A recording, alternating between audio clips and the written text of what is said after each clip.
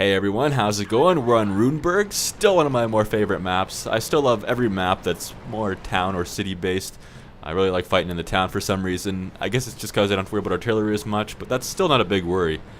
Since one of the later updates that really nerfed arty, like you can see there's not really anything in this one, and before it wasn't very uncommon to see 4 or 5 tier 10 artillery in one battle, which was a nightmare. But let's see, so we've got a few tier 10s enemies coming around the corner here. I figure I'll unload a shot into them, but then back it up. Even though my armor is pretty great, more and more people know where to aim with this T95 now that it's been around for a long time.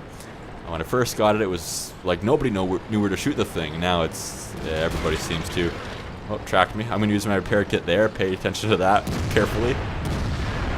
That IS-7 is having a bad day, and I have a feeling that E100 is next.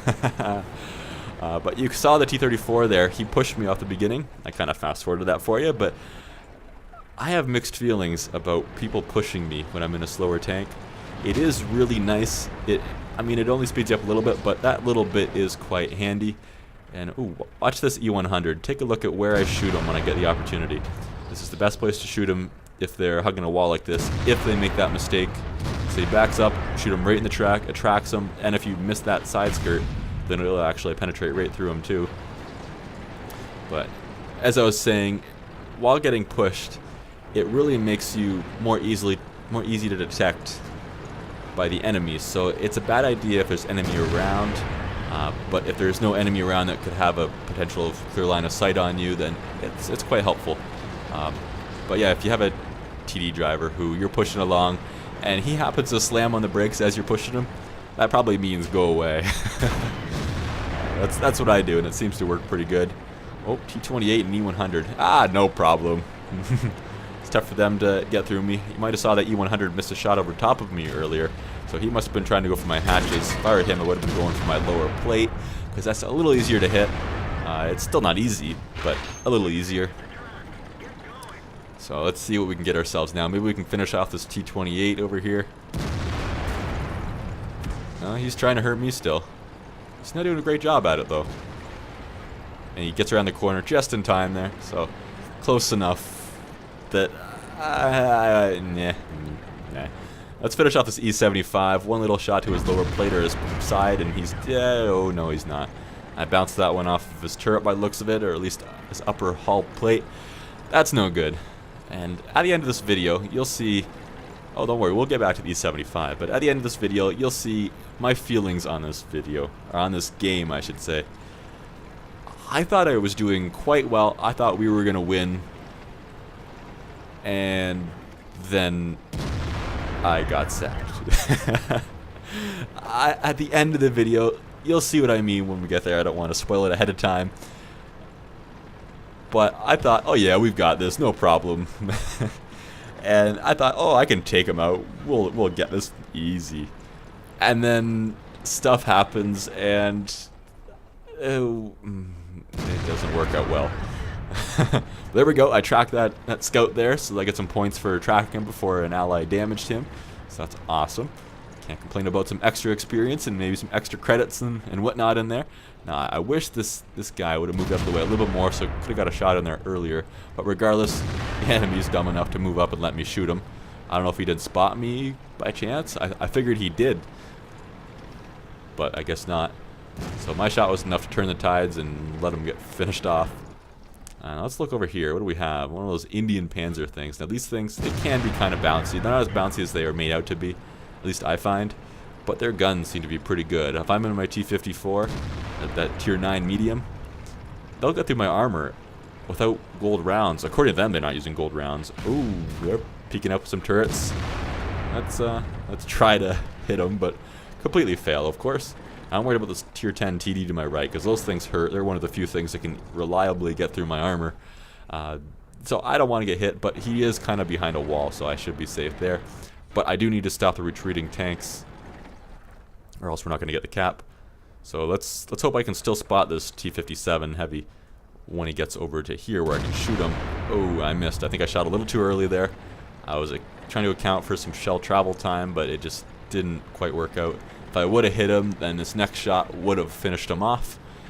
So that's kind of a bummer. But what you gonna do?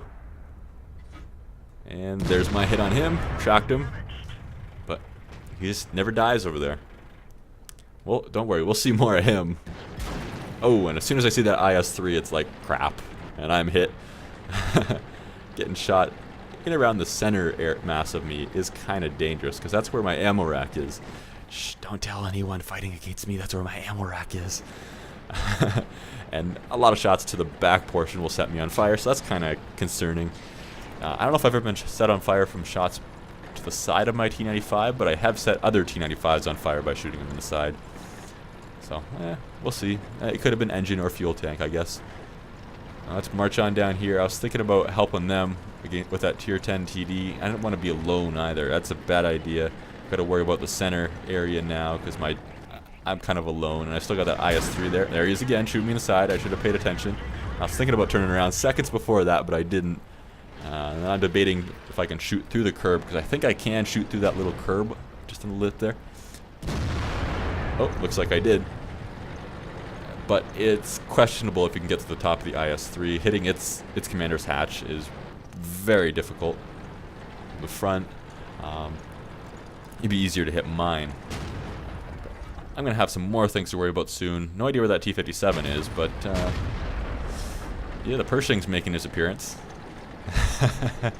So that's worrying. This IS-3, he's just toying with me. Pershing here, I need to make a quick shot because he was going to back up and it missed. Now they're going to run across the field. Pershing goes. IS-3 builds up some courage. He's going to go too. And now I'm thinking, oh, I can reload in time and just finish him off. One more shot will probably get him. But nah, not quite fast enough. So now I'm going to go around the corner and try to pick him off. Concerned that I'm going to be flanked, especially by the Pershing. Because, I mean, one shot and then the other one's going to come after me. And I almost got him there. Oh, T-57's hitting me. And there goes my engine. Oh, now 6 kilometers per hour. That's even funner than the original 12 or 13 I was going. So that's going to make these future events quite difficult. I could have got there earlier and helped out my team if I didn't have that damaged engine. That T-57 shot might have been what saved the game for them. And of course, I don't have my repair kit, because remember I used it when the IS-7 tracked me earlier. But we're going to finish off this T-57, who damaged my engine, the bugger. He was shooting at my teammates in the back, but he finished them off just before I killed him. Maybe I should have took the shot and tried to kill him a little earlier. But here comes this Pershing now. Oh, we're in trouble. He's just like, oh, I'm going to stop in front of you, back up, track you, and then go in beside you. And normally if I had time, I was really hoping this next shot would bounce. I could push him off my side. He was in the corner of the building, but I just didn't have the engine power with that damaged engine, nor the time. So that was kind of saddening. I wasn't sure if I should have been happy with my performance or just kind of sad that I wasn't able to get the kill. But that's what happens when you leave a T95 alone. Oftentimes I do get flanked, and oftentimes they can't do anything about it. So that's kind of a bummer. But with some help, a T95 is awesome. Thanks for watching, everyone. Have a good one.